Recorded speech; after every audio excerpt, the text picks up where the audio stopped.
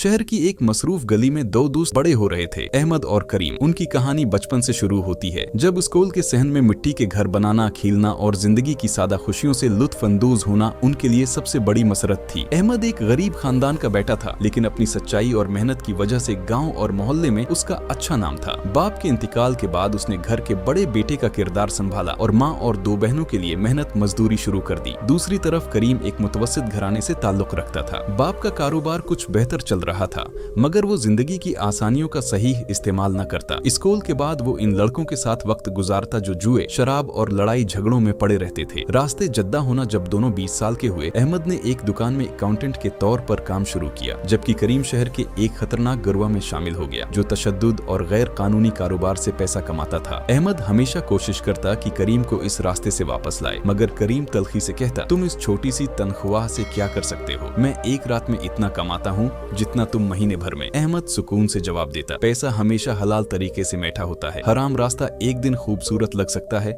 मगर इंजाम बड़ा होता है। एक शाम करीम अहमद की दुकान पर आया, एक पुराने कर्ज का जिक्र किया जो बकूल उसके अहमद ने उससे लिया था। अहमद हैरान होकर बोला, करीम, तुम अच्छी तरह जानते हो कि मैंने तुमसे कभी कर्ज नहीं लिया, ये बात क्यों कर रहे हो? करीम गुस्से में आ गया और आवाज बुलंद कर दी, लोगों के सामने झूठ बोलते हो, मेरे पैसे वापस करो वरना। दुकान में और लोग भी थे। अहमद ने मामला ठंडा करने की कोशिश की, मगर करीम मजीद भड़क उठा और धमकियां देने लगा। 3 दिन बाद अहमद काम से घर जा रहा था। शाम का वक्त था, सूरज की आखिरी किरणों से शहर की गलियां सुनहरी रंग में डूबी हुई थी। अचानक करीम एक गली के कोने से नमूदार हुआ, हाथ में चाकू था। आज हिसाब बराबर करते हैं। अहमद, करीम, ये क्या कर रहे हो? आओ बात कर लेते हैं। मगर गुस्से की शिद्दत ने करीम का अक्ल छीन लिया था। चंद लम्हों में उसने अहमद पर हमला कर दिया। अहमद ने बचने की कोशिश की, मगर चाकू सीधा दिल के करीब पेवस्त हो गया। उसके जिस्म की ताकत आहिस्ता आहिस्ता खत्म होने लगी। आंखों में हैरत और दर्द के आसार थे। करीम हनपता हुआ पीछे हटा, अपने हाथों पर लगी खून को देखा और अचानक समझ गया कि उसने क्या कर दिया है, मगर अब देर हो चुकी थी। गली के लोग जमा हो गए, पुलिस आ गई और करीम खून आलूद कपड़ों में गिरफ्तार हो गया। इंसाफ का दिन करीम को अदालत में पेश करना शहर की बड़ी खबर बन गई। अहमद की माँ, जो बेटे के गम में आंखों का पानी खशक कर बैठी थी, बस इतना बोली, खुदा करे उसका दिल भी मेरी तरह टूट जाए। जज ने सबूत और गवाहों की बात सुनकर कहा, गुस्से का एक लम्हा इंसान की सारी जिंदगी बर्बाद कर सकता है। तुमने न सिर्फ अपने दोस्त को मारा,